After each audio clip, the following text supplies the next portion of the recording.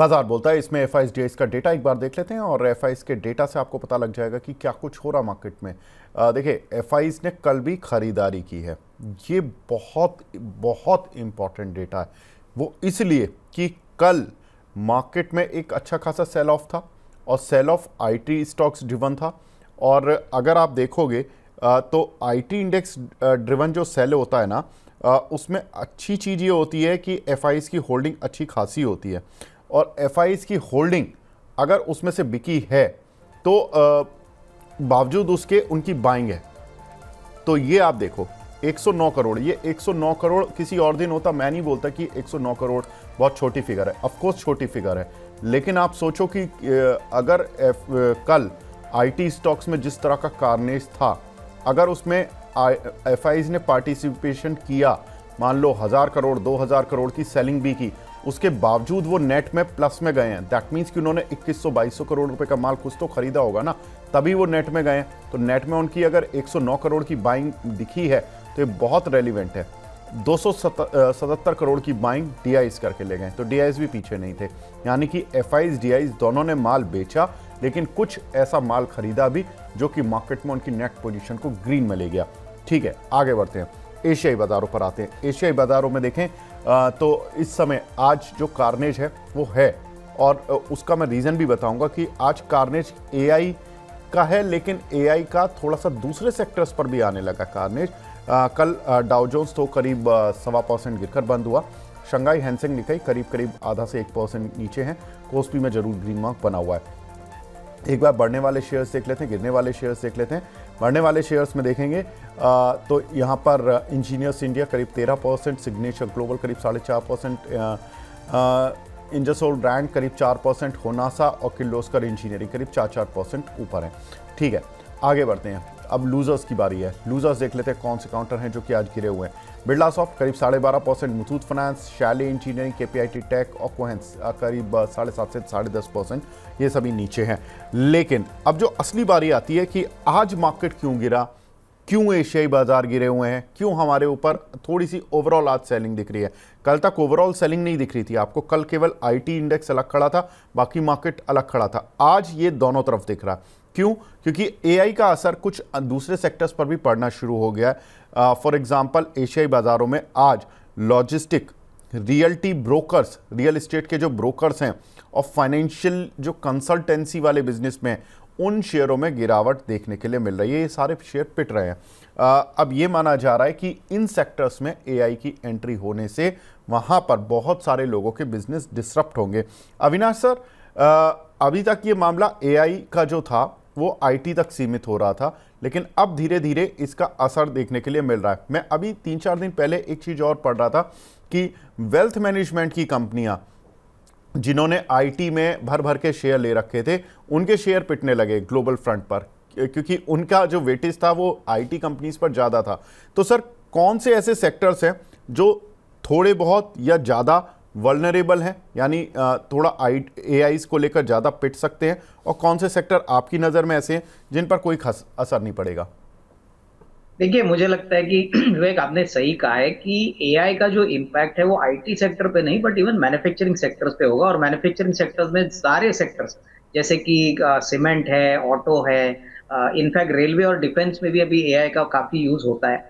तो कहीं ना कहीं देखिए, मैं पहले भी आप बता चुका हूँ और अभी भी कह रहा हूँ कि एआई आने के बाद जो सोचने का तरीका इन्वेस्टर को होना चाहिए वो ये है कि एआई ह्यूमन माइंड और ह्यूमन इंटेलिजेंस को रिप्लेस नहीं कर सकता।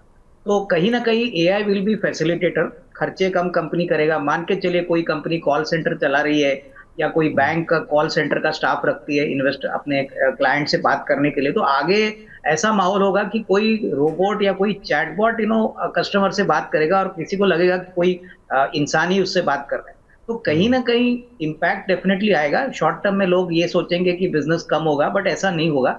मेरे ख्याल से हर सेक्टर में जो लॉन्जिटिविटी है, जैसे लॉजिस्टिक आपने बोला, लॉजिस्टिक कंपनीज में भी अगर एआई आता है तो उनके खर्चे कम होंगे, उनकी प्रॉफिटेबिलिटी बढ़ेगी। शॉर्ट टर्म में थोड़ा सा वोलेटाइल होगा, बट आगे लॉन्गर टर्म का पिक्चर अगर हम देखें तो मुझे लगता है कि वेल्थ मैनेजमेंट कंपनियां हो, एसेट मैनेजमेंट कंपनियां हो, AI will always be used as a facilitator tool. वो कंप्लीटली ह्यूमन माइंड को रिप्लेस नहीं कर सकता। तो आई थिंक वो बात ध्यान में रखें, तो डेफिनेटली एआई आना अच्छी बात है। लेकिन ये मान के चलना कि एआई आने के बाद धंधा बंद हो जाएगा, लोगों की जरूरत नहीं लगेगी, ये बिल्कुल गलत है।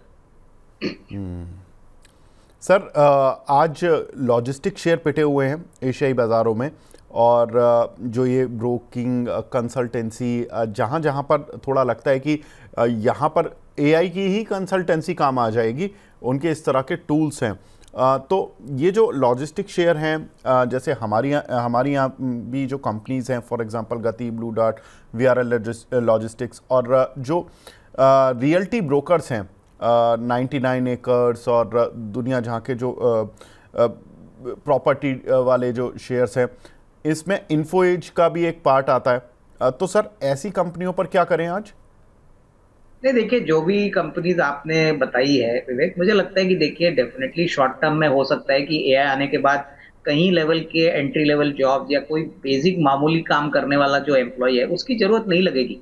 तो हो सकता है कि इनको थोड़ा सा ले ऑफ करना पड़ेगा, वेदर इट इज ध्रुव और वेदर आपने बोला कि इन्फो एज है। मेरे ख्याल से देखिए ये सारे जो टूल्स है वो एक लेवल तक सीमित है, क्योंकि उसके बाद जो जजमेंट कॉल होता है, जो मेरे ख्याल से वैल्यू एडिशन आता है, वो आप पूरी तरह से एआई के ऊपर निर्भर करेंगे, ऐसा मुझे लगता नहीं है। देखिए एक सिंपल बात मैं कह रहा हूँ कि मान के चलिए कल आपको कोई बीमारी हो गई और आपको कोई एआई टूल मिल गया जिससे आप ये कहोगे कि चलो आपका ये प्रॉब्लम है, आप ये दवाई लो। जब तक आपको ह्यूमन टच नहीं मिलेगा तब तक कोई भी कस्टमर को या कोई भी एंड यूजर को कंफर्ट मिलेगा नहीं। देखिए बहुत सारी कंपनीज ऐसी है जहाँ पे ह्यूमन इन्वॉल्वमेंट बहुत ज्यादा होता है। और आप लॉजिस्टिक की बात करते हो तो वीआरएल लॉजिस्टिक की बात करें, ध्रुव लॉजिस्टिक की बात करें, गट्टी की बात करें, तो यहाँ पे कोई डाउट नहीं कि AI will make a definitely a big impact, but human element आप इग्नोर नहीं कर सकते। तो ऐसा नहीं कि इन कंपनीज में सब कुछ खत्म है। तो आज जो आपको दिख रहा है वो बेसिकली सेंटीमेंट है कि लोगों को लगता है कि भाई नंबर्स बहुत खराब आएंगे, आगे बिजनेस आउटलुक बहुत खराब है। तो ये शायद सेंटिमेंटल इफेक्ट है जो मेरे ख्याल से 6-7 दिन या 8-10 दिन में डेफिनेटली सेटल डाउन होगा। तो इससे कोई घबराने की बात नहीं। तो मतलब बने रहे ना सर इन शेयरों में, जो लॉजिस्टिक वाले हैं या रियल एस्टेट कंसल्टिंग वाले हैं, नौकरी वाले हैं? देखिए देखिए जो ट्रेडर मेंटालिटी वाले लोग होते हैं विवेक, वो तो आपको भी पता है कि उनका तो सब कुछ स्टॉप लॉस के ऊपर डिपेंडेंट होता है। तो जो ट्रेडर है उनको तो डेफिनेटली क्विक एग्जिट एंट्री मारनी है, बट जो इन्वेस्टर है मुझे लगता है कि उनको शांति रखनी चाहिए, कन्विक्शन रखना चाहिए, क्योंकि देखिए इन्वेस्टर को सबसे बड़ी चिंता क्या होती है कि उसका कैपिटल साफ हो जाएगा। मैं कहूंगा कि हमने इतना सारे सालों का मार्केट देखा है, मार्केट का सेंटिमेंट खराब होता है तो कुछ भी नहीं चलता, लेकिन सेंटिमेंट बदलने के लिए भी रातों रात हो सकता है। तो मुझे लगता है कि थोड़ा पेशेंस रखिए और अभी बने रहिए, इसमें कोई डाउट नहीं कि ये बाउंस बैक भी जरूर आएगा, बट थोड़ा समय लग सकता है। ठीक है सर, ताइवान अमेरिका की टैरिफ डील इनकी भी हो गई है। ताइवान पर 15% टैरिफ लग रहा है केवल। तो ये one of the cheapest tariff वाला कंट्री बन जाएगा एशिया के अंदर, क्योंकि 15% टैरिफ, इंडिया पर भी 18% टैरिफ है।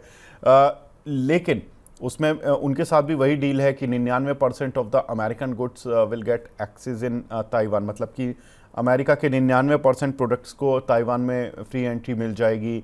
$84 का इन्वेस्ट करेगा ताइवान उनके अमेरिका के एविएशन में और डिफेंस में और जो भी उनके एनर्जी सेक्टर में। तो कहीं ना कहीं एक जैसी सी डील हर जगह हो रही है, और अमेरिका के एग्री प्रोडक्ट्स और जो दूसरे प्रोडक्ट्स हैं उनको फ्री एक्सेस मिल जाएगा ताइवान में। लेकिन ताइवान सर सेमीकंडक्टर चिप्स बनाने का एक बड़ा प्लेयर रहा है। क्या कुछ इसका डिसरप्शन या इसका पॉजिटिव इम्पैक्ट आएगा कि ताइवान पर टैरिफ 15% ही रहेगा? नहीं, बिल्कुल। देखिए पहली बात तो हर कंट्री का जो टैरिफ एग्रीमेंट है वो अलग है। इंडिया ने एक अलग एग्रीमेंट किया है और हमने हमारे फार्मर्स की इंटरेस्ट सेफगार्ड की है, जैसे एग्रीकल्चर डेयरी रिलेटेड जो प्रोडक्ट्स है वो हम यूएस को अलाउ नहीं करेंगे कि वो वहां से हमारे कंट्री में डंप करे। तो ताइवान की बात करें तो देखिए 15% ड्यूटी है तो एक अच्छी बात है, क्योंकि वो सेमीकंडक्टर्स बनाने की बहुत बड़ी ग्लोबल कैपेसिटी कमांड करते हैं। और अगर वो यूएस को एक्सपोर्ट करते हैं या कोई दूसरे कंट्री को एक्सपोर्ट करते हो, तो यूएस रिलेटेड जो प्रोडक्ट्स रहेंगे जो वो कंट्री को एक्सपोर्ट करेंगे, वहां पे सिर्फ मेरे ख्याल से 15% लगेगा। और सबसे बड़ी बात, इंडिया को भी अगर हम सेमीकंडक्टर्स की बात करें तो देखिए इंडिया में भी अभी लगातार गवर्नमेंट का इंसेंटिव, इस बजट में भी सेमीकंडक्टर्स और डेटा सेंटर्स के ऊपर बड़ी अनाउंसमेंट आई है। तो गवर्नमेंट लोकली भी हमारे यहाँ पे सेमीकंडक्टर्स खुद मैन्युफैक्चर करना चाहती है। हो सकता है इसको 5-10 साल लगे, लेकिन एक बात तो क्लियर है कि गवर्नमेंट ने अपना निश्चय बनाया है कि कहीं ना कहीं वो इसमें आत्मनिर्भर होंगे, यहाँ पे लोकली बनाएंगे। रही बात ताइवान को लेके, तो डेफिनेटली अच्छी बात है, क्योंकि क्लियरली सेमीकंडक्टर की डिमांड बढ़ रही है। यूएस को पहले काफी दिक्कत थी ताइवान से, पर अभी ड्यूटी स्ट्रक्चर पॉजिटिव रखने के बाद मुझे लगता है कि ये भी बिजनेस अच्छी तरह से फ्रक्टिफाई होगा और अच्छा ग्रोथ देखने का दमकम रखता है। बिल्कुल ठीक है। तो यहाँ पर ये कुछ एक कंपनी सर, जैसे मॉसशिप, एएसएम टेक जैसी कंपनी, इन पर कोई खास राय? नहीं, मुझे नहीं लगता है। देखिए, ये सारी चीजें आपको समझना है कि ये लॉन्ग टर्म रनवे इनके लिए बहुत बड़ा है। मॉसचिप की बात करें या कोई लोकल चिप बनाने वाली कंपनी देखे, तो कहीं ना कहीं देखिए गवर्नमेंट इन कंपनीज को जरूर सपोर्ट करेगा। और कहीं ना कहीं मार्केट को भी पता है कि ये कंपनीज में क्वार्टर ऑन क्वार्टर ग्रोथ आपको देखना नहीं है। आपको अगर यहाँ पे निवेश भी करना है तो आपका कम से कम 1.5-2 साल का नजरिया ले लिए, क्योंकि ये काफी बड़ा long term kind of runway है। अभी शॉर्ट टर्म में हो सकता है कि स्टॉक शायद आपको अट्रैक्टिव ना लगे, लेकिन अगर 1.5-2 साल का नजरिया है तो अपॉर्चुनिटी बहुत बड़ी है। तो उस पॉइंट ऑफ व्यू से डेफिनेटली यहाँ पे पॉजिटिव हम है। एक और इम्पॉर्टेंट डेवलपमेंट, ट्रंप और चीन के राष्ट्रपति शी जिनपिंग की मीटिंग अप्रैल में होने वाली है, और अब डोनाल्ड ट्रंप ने ऑलमोस्ट कंफर्म कर दिया कि वो अप्रैल में चाइना जाएंगे। और उनका ये भी कहना है कि साल के अंत में शी जिनपिंग भी अमेरिका आएंगे। सर, चाइना और अमेरिका के रिश्ते सुधरना, पहले तो भारत और अमेरिका के रिश्तों में सुधार, फिर ताइवान के साथ उनका टैरिफ डील, और अब यूरोप के साथ भी उन्होंने ग्रीनलैंड मुद्दे को भी अब शांत कर दिया। तो कहीं ना कहीं डोनाल्ड ट्रंप धीरे धीरे जिन लोगों से एक साल में पंगा लेकर बैठे थे, अब धीरे धीरे उनसे सब सॉल्व करते जाने इश्यूज। तो आपको लगता है चाइना और अमेरिका की दोस्ती से हमें कोई फ़ायदा होगा, या ग्लोबल शांति की वजह से ग्लोबल शांति की वजह से हमें कोई फ़ायदा होगा, या चाइना हमारा जो मेन कॉम्पिटिटर रहा है हर चीज़ में, उनकी दोस्ती से हमें नुकसान होगा? नहीं, मुझे लगता है कि देखिए इंडिया और चाइना की दोस्ती भी अभी अच्छी बनी है। मेरे ख्याल से जब यूएस उनका दुश्मन था तो डेफिनेटली इंडिया ने बहुत अच्छी तरह से इंडो चाइना रिलेशंस मेंटेन किए हैं। और मुझे लगता है कि देखिए ट्रम्प साहब भी जानते हैं कि अल्टीमेटली वो बिजनेसमैन है और बिजनेस करना उनको अच्छा आता है। तो वो चाहेंगे कि यूएस चाइना का भी डील जल्दी से जल्दी हो। और चाइना का जो वेटेज है यूएस पे वो बहुत भारी है। इनफैक्ट मैं कहीं पे पढ़ रहा था कि वॉलमार्ट करीबन 70-80% उनका जो रिक्वायरमेंट है वो चाइना से इंपोर्ट करता है। और मैन्युफैक्चरिंग अगर आपको यूएस में लगाना है, उसके बाद आपको बोलना है कि हम यहीं पे सब कुछ करेंगे, तो विवेक ये डिफिकल्ट है, इतना इजी नहीं है। क्योंकि यूएस इकोनॉमी ने जिस प्रकार से स्ट्रक्चरली अभी इंपोर्ट चाइना से किया है, ये रातों रात तो बदल नहीं सकता है। तो कहीं ना कहीं ये अच्छी सिग्नल है अगर वो अप्रैल में चाइना को जाने वाले हैं, और होपफुली इस साल दैट इज फर्स्ट हाफ में ही अगर ये चाइना यूएस डील होती है, तो ग्लोबल मार्केट्स इसको चेयर करेंगे। और मुझे लगता है कि दोनों, चाइना और यूएस बड़े कंट्रीज है, दोनों को फायदा होना चाहिए। और ऑब्वियसली इसका थोड़ा बहुत rub off effect emerging markets India को भी आएगा, क्योंकि ओवरऑल मार्केट्स ये देखेगा कि अभी स्टेबिलिटी आई है, टैरिफ को लेके अभी सब समझौते हो चुके हैं, और I think it will be back to business as usual. ठीक है। तो सर, कमोडिटीज़ की प्राइजेस में क्या करना चाहिए इस समय? कमोडिटीज़ पर क्या एक्सपेक्टेशन है, खासतौर से मेटल पर, बेस मेटल पर? देखिए, सोना चांदी कॉपर मैं समझता हूँ कि डिमांड सप्लाई का गेम है। और सोना में तो हो सकता है कि थोड़ी बहुत बिकवाली आएगी, क्योंकि पहले तो प्योरली डोनाल्ड ट्रंप साहब के अनसर्टेनिटी के कारण सोना चला था। लेकिन मैं कहीं पढ़ रहा था कि यूएस शायद सोना यूज करेगा अपना ट्रेड डेफिसिट कम करने के लिए। ये रिपोर्ट्स कहीं पे भी आई है। तो ये अगर होता है तो उसका मतलब डिमांड गोल्ड का बढ़ेगा। सिल्वर की बात करें तो मुझे लगता है सिल्वर में भी जो भरपूर तेजी हमने देखी थी वो शायद नहीं आएगी, लेकिन इसका मतलब ये नहीं कि चांदी का भाव भी काफी गिरेगा। और ये हमने ऑलरेडी देखा है कि सोने के ईटीएफ्स में इस बार जो इस महीने का जो एसआईपी का आंकड़ा है उसमें सबसे ज्यादा इनफ्लो गोल्ड ईटीएफ्स में आया है। तो कहीं ना कहीं देखिए, जिनको लंबी अवधि के लिए प्ले करना है, गोल्ड सिल्वर डेफिनेटली एक अच्छा इन्वेस्टमेंट हो सकता है। लेकिन आप शॉर्ट टर्म में ये मत समझ लीजिए कि share, I mean sorry, gold और सिल्वर के भाव बहुत ज्यादा भागेंगे। कॉपर की बात करें तो कॉपर में स्ट्रक्चरली कॉपर का सप्लाई कम हो चुका है। कॉपर एक ऐसा मेटल है जो बहुत सारी इंडस्ट्रीज में यूज होता है, और उसके लिए मुझे लगता है कि यहाँ पे सबसे स्टेबल सिनारियो होगा। हालांकि अभी डोमेस्टिकली भी काफी नए प्लांट्स कॉपर के लिए आ रहे हैं, बट ओवरऑल ग्लोबल सप्लाई कम होने के कारण यहाँ पे कंटिन्यूसली थोड़ा प्राइस ऊपर ही रहेगा। तो आई थिंक देखिए, अगर किसी को कमोडिटी खेलना है तो मैं तो कहूंगा कि हिंदुस्तान कॉपर है, उसके बाद हिंदुस्तान जिंक है, गोल्ड फाइनेंस में मुथूट फाइनेंस है।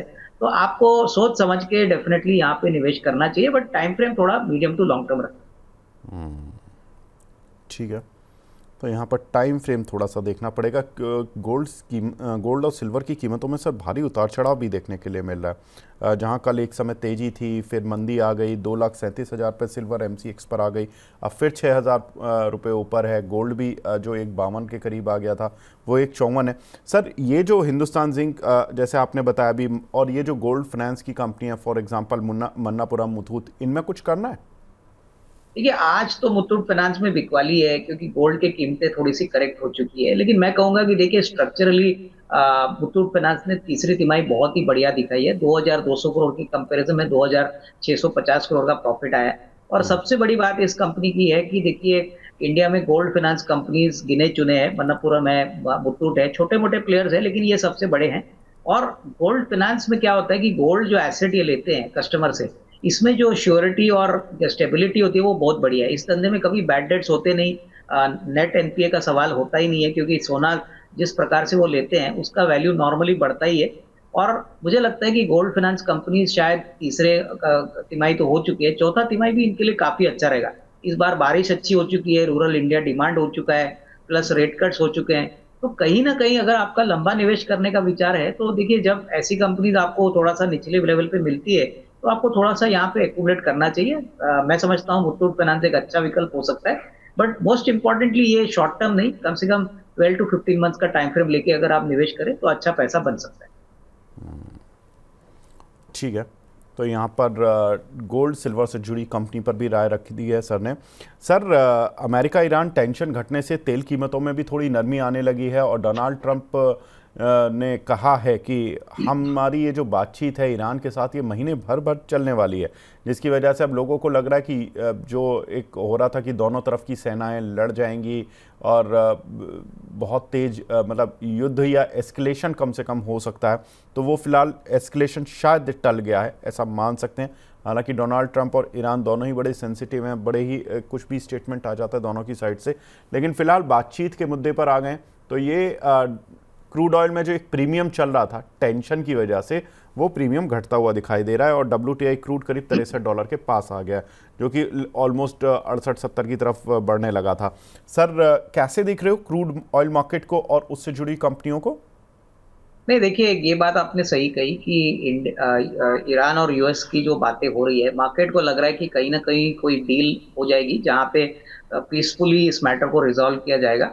क्योंकि देखिए जब पहली बार ये मैटर आ गया तभी लोगों को लगा कि शायद यूएस ईरान के ऊपर अटैक करेगा, अभी वो पॉसिबिलिटी कम लग रही है।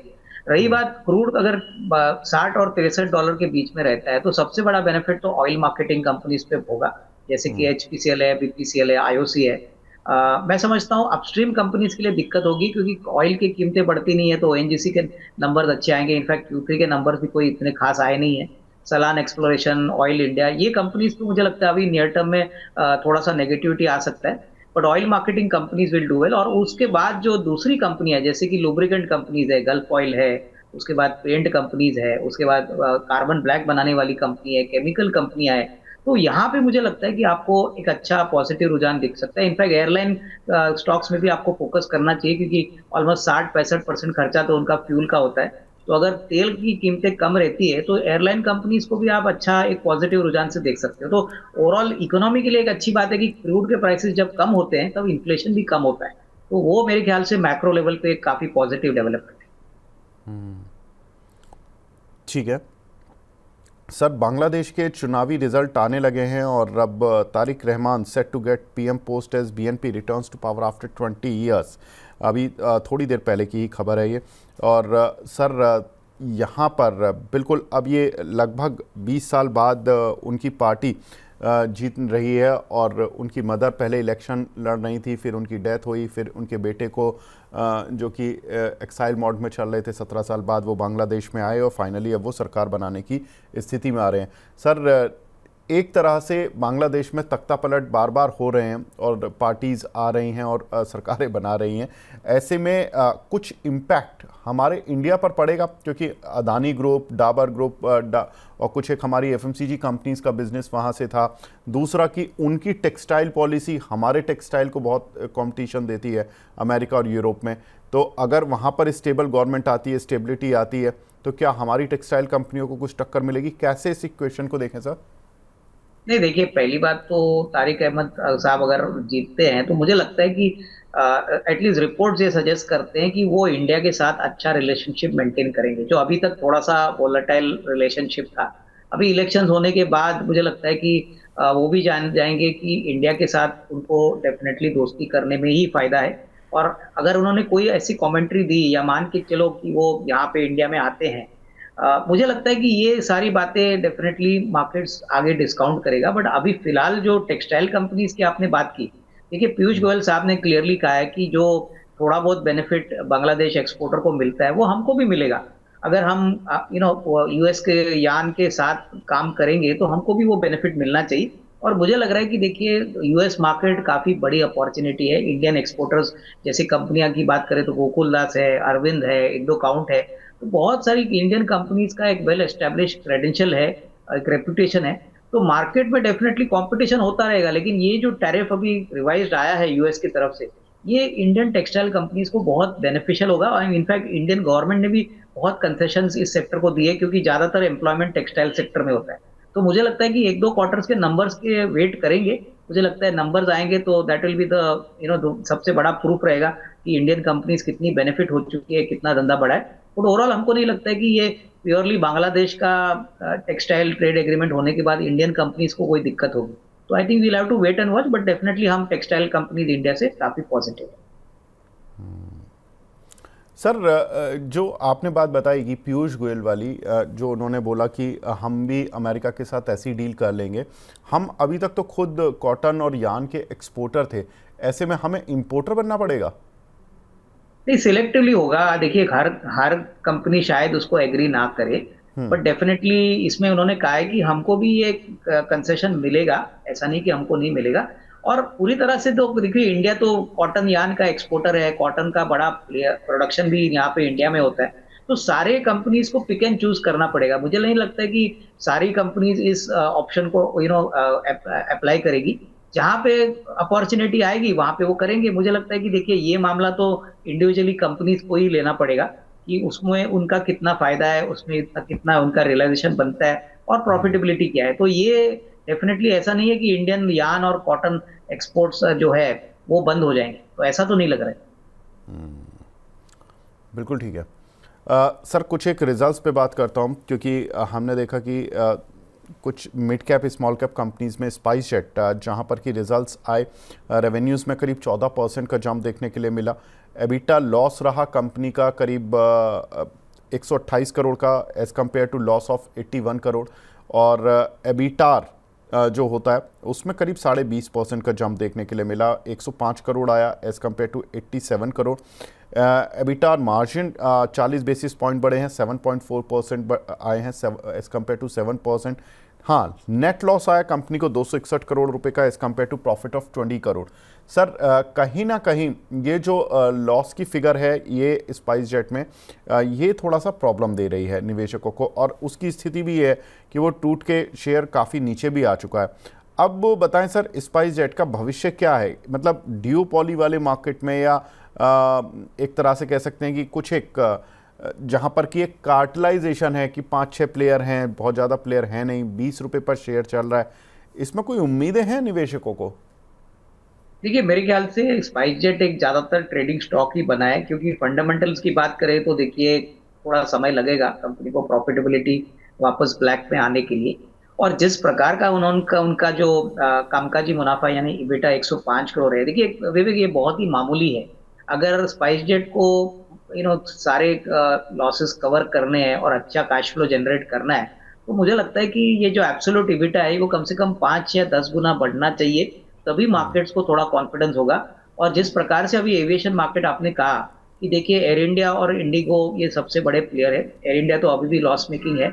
इंडिगो इस क्वार्टर में उन्होंने कम प्रॉफिट इसलिए किया है क्योंकि उनका दिसंबर में प्रॉब्लम हो चुका था। तो जब तक पूरी तरह से एविएशन मार्केट में नए खिलाड़ी आते नहीं है, कंपटीशन थोड़ा कम नहीं होता है, मेरे ख्याल से स्पाइस जेट को डेफिनेटली चैलेंजिंग रहेगा, क्योंकि उनके लिए सबसे बड़ी दिक्कत है कि उनकी बैलेंस शीट में काफी कर्जा है। तेल का खर्चा भी काफी इनके लिए महंगा है। तो आई थिंक इसमें थोड़े मेरे ख्याल से इमीडिएटली निवेश करने की कोई मतलब नहीं है। ये थोड़ा सा एक ट्रेडिंग स्टॉक के पॉइंट ऑफ व्यू से ही चलेगा। फंडामेंटल वैल्यू मेरे ख्याल से बनाने के लिए शायद आपको 3 या 6 महीने और लगेंगे, तो इसको मॉनिटर करना चाहिए। तो मॉनिटर करना चाहिए अभी स्पाइस जेट को। होनासा कंज्यूमर सर, बड़े अच्छे रिजल्ट्स दिख रहे हैं। कंपनी के रेवेन्यूज़ में 16% का जंप, एबिटा में 150% का जंप, मार्जिन्स 590 बेसिस पॉइंट बढ़े हैं, 10.9% आए, मतलब डबल ही हो गए मार्जिन्स तो। और अगर आप नेट प्रॉफिट देखोगे तो 93% का जंप, 26 करोड़ से बढ़कर 50 करोड़। सर काफ़ी एक डिसेंट नंबर दिख रहे हैं, लेकिन होनासा पर आपकी राय सर? देखिए, नंबर्स तो अच्छे हैं और मुझे लगता है शेयर भी आज अच्छा चला है, क्योंकि नंबर्स उम्मीद से काफी बेहतर है। लेकिन मैं आपको एक बात बताऊं कि देखिए, होनासा का कंज्यूमर में सबसे बड़ा चैलेंज ये है कि मार्केट चाहती है कि इस तरीके का परफॉर्मेंस कम से कम 3-4 क्वार्टर के लिए लगातार कंसिस्टेंट हो। इस कंपनी का प्रॉब्लम है कि कंसिस्टेंसी नहीं है, और एक क्वार्टर में अच्छा नंबर आता है, अगले क्वार्टर में वापस खराब आता है। तो आई थिंक मार्केट्स कम से कम 1-2 क्वार्टर्स तो इस स्टॉक को प्रॉपरली मॉनिटर करेगी। मैनेजमेंट की बैंडविड्थ और आउटलुक है, कितना वो डिलीवर करते हैं, वो देखना चाहिए। क्योंकि जिस कैटेगरी में ये काम करते हैं वहां पे कंपटीशन बहुत है। ऐसा नहीं कि अकेला होनासा है। तो मैं यही कहूंगा कि जिनको खरीदना है, मेरे ख्याल से थोड़ा सा अभी खरीद सकते हैं, लेकिन सबसे बड़ा री रेटिंग आपको 1-2 क्वार्टर्स के बाद आएगा, जब कंसिस्टेंसी नंबर में अच्छी आएगी, तभी स्टॉक चलेगा। अभी तो फिलहाल मेरे ख्याल से थोड़ा सा टाइम फ्रेम आपको स्टॉक में कंसोलिडेशन देखने को मिल सकता है। ठीक है सर। अविनाश सर, आपकी तरफ से कोई टॉपिक? देखिए, हमारी तरफ से मैं कहूंगा कि जो पुराने स्टॉक्स आपको बताए, इसमें से महिंद्रा एंड महिंद्रा हमको अच्छा लग रहा है। देखिए, रिजल्ट्स के बाद शेयर में बिकवाली आ गई, आज भी स्टॉक डाउन है। मुझे लगता है कि देखिए, जब ऐसा कंपनी आपको अच्छे डिस्काउंट पे मिल रहा है, तब आपको डेफिनेटली निवेश का विचार करना चाहिए। मुझे लगता है करीबन 3,900 3,950 का टारगेट प्राइस हमको लगता है कंफर्टेबली आना चाहिए, अगर आपका नजरिया 12 से 15 महीना है। बहुत ही अच्छे नंबर्स इन्होंने Q3 के लिए लिखे हैं। चौथा क्वार्टर भी काफी अच्छा आएगा। प्लस इलेक्ट्रिक व्हीकल, उनका जो यूटिलिटी व्हीकल का डिवीजन है, ट्रैक्टर है, बहुत ही बढ़िया नंबर आए। और ट्रैक्टर एक्सपोर्ट जो वो करते हैं, इससे भी उनको काफी फायदा होगा, क्योंकि अभी टैरिफ भी कम हो चुके हैं। दूसरी कंपनी जो ऑटो कंपोनेंट स्पेस में, वो एनआरबी बेरिंग है। देखिए, ये कंपनी के आज नतीजे आने वाले हैं। विवेक, ये कंपनी इंटरेस्टिंग है क्योंकि बहुत पुरानी कंपनी है। टू व्हीलर और फोर व्हीलर को ये बेरिंग सप्लाई करती है। और मुझे लगता है कि इस लेवल से अगर कोई खरीदता है, तो कम से कम 325 350 का फेयर वैल्यू बन सकता है। इसमें 9 महीने का नंबर तो बहुत बढ़िया है। 963 करोड़ पे इन्होंने 101 करोड़ का प्रॉफिट कमाया, जो पिछले साल 82 करोड़ पूरे साल का था। तो इस साल कम से कम 130-35 करोड़ का प्रॉफिट आएगा। और जिस प्रकार की कमेंट्री आएगी, क्योंकि आज कॉन्फ्रेंस कॉल भी है, तो मुझे लगता है कि अगर कमेंट्री अच्छी है और आउटलुक अच्छा शेयर करता है, तो इस स्टॉक में आपको एक अच्छी तेजी देखने को मिल सकती है। बिल्कुल ठीक है। तो एनआरबी बियरिंग, यहाँ पर खरीदारी कर कर चलने की सलाह, और सर ने एमएनएम पर भी सर पॉजिटिव हैं। यहाँ पर भी सर एनआरबी बियरिंग में क्या टारगेट्स लेकर चल सकते हैं हम लोग? अराउंड 325-350 मेरे ख्याल से साल भर का टाइम फ्रेम रखिए। बट लग तो रहा है कि चौथा क्वार्टर बहुत अच्छा आएगा। देखिए, तीसरे क्वार्टर में इन्होंने 29 करोड़ का प्रॉफिट किया था, जो पिछले बार 22 करोड़ था। नॉर्मली तीसरा क्वार्टर इनके लिए काफी अच्छा होता है। तो डेफिनेटली लग तो रहा है कि अगर नंबर्स अच्छे आ गए, तो आपको आज ही रिजल्ट्स के बाद थोड़ी बहुत अपटिक देखने को मिलेगी। ठीक है। तो ये रिज़ल्ट वाला शेयर है। मैं अविनाश सर के बारे में बता दूं, सर रिज़ल्ट्स पर बहुत अच्छी पकड़ रखते हैं। और सर मुझे याद है कि इंडियन होटल सर ने एक बार बताया था, और बहुत ज़बरदस्त चला था उसी दिन रिज़ल्ट से, अच्छा शेयर चला था। लेकिन रिज़ल्ट्स देखिए थोड़ा सा इधर उधर भी हो सकते हैं, लेकिन सर की एक्सपेक्टेशन है कि एनआरबी बियरिंग के रिज़ल्ट्स इस क्वार्टर के अच्छे आ सकते हैं। रिज़ल्ट है तो रिज़ल्ट वाले शेयर के तौर पे इसको देख सकते हो आप। ठीक है अविनाश सर, एक दो काउंटर्स में आपसे और पूछना चाहता हूँ। फॉर एग्जांपल लेंसकार्ट, यहाँ पर एक अच्छा जंप देखने के लिए मिला। कल हमने इसकी, परसों रात हमने अर्निंग आते हुए देखी, कल ये गैप अप खुला 10%। और कंपनी के नतीजे, मतलब अगर आप देखोगे, अभी इस पर एक सिटी की रिपोर्ट आई थी, मैं 3-4 दिन पहले ही पढ़ रहा था उस रिपोर्ट को। सिटी ने बोला कि इसकी एंटरप्राइज वैल्यू टू एबिटा 55 के लेवल पर है। उस समय शेयर 460-70 की रेंज में चल रहा था, तब तो और बढ़ गया होगा। लेकिन उस समय उन्होंने बोला था कि लेकिन ये जो प्रीमियम कमांड करता है एज कम्पेयर टू जो इसकी पीयर ग्रुप कंपनी है, जो थोड़ा सा न्यू एज कंपनीज हैं, फॉर एग्जांपल ट्रेंट और दूसरी नायका और इस तरह की कंपनियां, उनका जो एंटरप्राइज वैल्यू टू एबिटा है वो 35 से 50 के बीच में। तो ये प्रीमियम कमांड करता है। सर क्या ये प्रीमियम कमांड के साथ साथ स्टॉक मार्केट में भी कमांड करेगा, मतलब ये और चलेगा, या यहाँ पर वैल्यूएशन का हो गया पीक इसका? नहीं, देखिए मेरे ख्याल से जिन निवेशकों ने, जिन फंड्स ने यहाँ पे पैसा लगाया है, हम्म। उन्होंने इस कंपनी को प्रीमियम वैल्यूएशन के पॉइंट ऑफ व्यू से ही इन्वेस्ट किया है। और देखिए हम्म। सबसे बड़ी बात क्या है कि बहुत डिस्कशन हो गया आईपीओ के टाइम पे कि बहुत महंगा है, प्रमोटर ने भी ओएफएस किया। फाइनली मार्केट डेटा देखता है और परफॉर्मेंस आगे का देखता है, तो पुरानी बातें मुझे नहीं लगता है मार्केट अभी वापस दोहराएगा। पुरानी बातें हो गई, बट अभी आगे अगर ये अर्निंग्स ग्रोथ अच्छी तरह से मेंटेन करते हैं, जैसे अभी इस क्वार्टर में नंबर्स काफी अच्छे हैं, रेवेन्यू ग्रोथ अच्छा है, इबिटा ग्रोथ अच्छा है, पीएटी ग्रोथ अच्छी है, और मोस्ट इंपॉर्टेंटली अगर वो ग्रोथ इस बेस के ऊपर भी अच्छा करते हैं तो डेफिनेटली मार्केट्स अर्निंग्स के पॉइंट ऑफ व्यू से इसको डेफिनेटली एक अच्छा प्रीमियम देगा। अभी ये प्रीमियम क्यों है ये कहना मुश्किल है, लेकिन एक बात तो क्लियर है कि इन्होंने अपनी ऑफरिंग को प्रीमियम ऑफरिंग के पॉइंट ऑफ व्यू से ही ऑलरेडी लॉन्च किया है। तो कहीं ना कहीं मार्केट एक दो क्वार्टर्स देखेगा कि कंसिस्टेंसी कितनी है नंबर में। देखिए ये तो पहला क्वार्टर था जब रिजल्ट्स आ गए हैं। अभी अगले एक दो क्वार्टर्स अगर दमदार ग्रोथ आता है तो मार्केट्स पुरानी बातें को भूल जाएगा और वापस इसको रिरेट करेगा। तो हमारा मानना है कि इसमें निवेशित रहिए। फ्रेश बाइंग तो नहीं कहेंगे क्योंकि अभी भी वैल्यूएशन सस्ते नहीं है, बट डेफिनेटली अगर एक दो क्वार्टर के बाद नंबर और बढ़िया आते हैं तो हम्म। डेफिनेटली इसमें और थोड़ी बाइंग आ सकती ठीक है अविनाश सर, आप हमारे साथ जुड़े सर, बहुत बहुत शुक्रिया हमसे जुड़ने के लिए, अपना कीमती समय देने के लिए। Thank you so much Avinash sir. अब आगे बढ़ते हैं। अब हमारे साथ अंशुल जैन साहब जुड़ चुके हैं, हेड ऑफ रिसर्च हैं लक्ष्मी श्री इन्वेस्टमेंट से। अंशुल भाई गुड मॉर्निंग। क्या बात है, आज तो मतलब क्या हो गया? वैलेंटाइन वीक चल रहा है सर, तो पिंक पहन के आए हैं। ओहो, अच्छा ये पिंक पहना किसके लिए? Wife is life. अंशुल भाई ये सच है? हाँ हाँ। अच्छा। चलो अपनी शक्ल को कौन मिलेगा सर? अरेंज मैरिज के अलावा अपनी शक्ल को कौन मिलेगा? बहुत बढ़िया। खैर एनीवेज, मैंने भी वैसे आज पिंक पहना तो मैं ज़्यादा कुछ बोल नहीं पाऊंगा। आज दोनों हम पिंक पिंक, चलिए अच्छी बात है। आपका तो बनता ही है सर, आपकी तो लव मैरिज है, आपका तो बनता ही है। अब देखो वो ठीक है, लेकिन अच्छा वैसे आज मेरी वेडिंग एनिवर्सरी भी है अंशुल भाई। अरे बहुत बहुत बधाई सर। Thank you. और देखिए अब आपने मतलब इतनी सारी बातें छेड़ दी वाइफ को लेकर, तो इसलिए मैंने बोल दिया। लेकिन चलिए back to the market. Anshul भाई अब ये बताएं, मार्केट में भी पिंक और रेड ही कलर दिख रहा है आजकल, मतलब रेड ही कलर दिख रहा है, इनफैक्ट पिंक भी नहीं। तो अब ये क्या, इसको अपॉर्चुनिटी के तौर पर देखना है या अभी सेल ऑफ और बचा है इंडेक्स लेवल पर? तो देखिए समस्या ये थी कि सिनेक्स आईटी में जो फील्ड ब्रेकआउट आया था 39,975 का, उसने कल टारगेट किया 33,432 और आज भी गैप डाउन खुल गया लंबे से। मगर अच्छी चीज क्या थी, ओपन लो के साथ शुरुआती हुई थी, इसलिए सुबह से बोल रहा हूँ कि आईटी स्टॉक्स बाई करके चलिए। इन्फोसिस डे आई पे आ गया, टीसीएस डे आई पे आ गया, तो बाउंस बैक के लिए प्ले कर सकते हैं और गैप फिल करने ऊपर आएगा। तो सीनेक्स आईटी देख लीजिए अगर इंडिविजुअल स्टॉक्स नहीं देखना है। समस्या ये थी कि आईटी बाउंस बैक करने लगा तो साथ में थोड़ा सा अगर बैंक निफ्टी साइडवेज रह जाता है या हल्का सा चल जाता है तो निफ्टी में ठीक ठाक बाउंस आ जाती।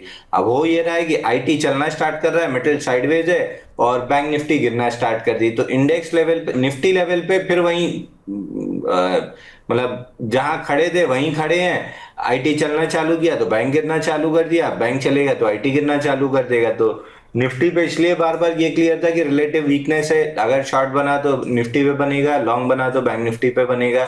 लॉन्ग बना नहीं, कल भी 67,977 के आसपास घूमती रही, डिसाइसिवली उसके ऊपर टिकी नहीं और 60,876 के ऊपर तो निकली ही नहीं। तो अगर एक प्रीएम्प्टिव ट्रेड लिया है तो 100-150 पॉइंट का स्टॉप लॉस कट गया और कंफर्म ट्रेड के लिए वेट कर रहे थे तो वो बना ही नहीं। तो इन एनी केस अगर 100-150 पॉइंट का स्टॉप लॉस कटा है तो आप फिर इस पूरी गिरावट से भी बचे हुए हो। आप गैप फिल करने के लिए 11,119 तक जा सकता है। सुबह पूरी पूरी 45 मिनट कोशिश हुई 11,495 प्रोटेक्ट होने की, नहीं कर पाए, तो अब 11,119 का टारगेट खुल गया है बैंक निफ्टी पे।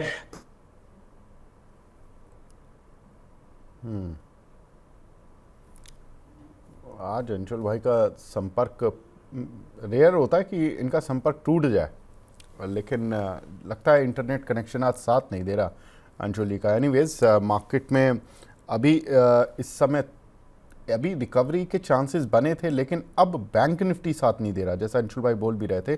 और निफ्टी आईटी थोड़ा सा रिकवर हो रहा है, लेकिन निफ्टी 50 में करीब 250 पॉइंट से ज़्यादा की गिरावट देखने के लिए मिल रही है। तो ये जो आईटी चल रहा है, आईटी थोड़ा सा रिकवर हो रहा है, बैंक निफ्टी गिर रहा है, ये थोड़ा सा अलग कॉम्बिनेशन है, और वो भी फ्राइडे के दिन। तो ये होना नहीं चाहिए था मार्केट में, क्योंकि बैंक निफ्टी को लेकर अभी ऐसा सच कोई ख़राब खबर नहीं आई है जिसको लेकर ये टूट रहा है।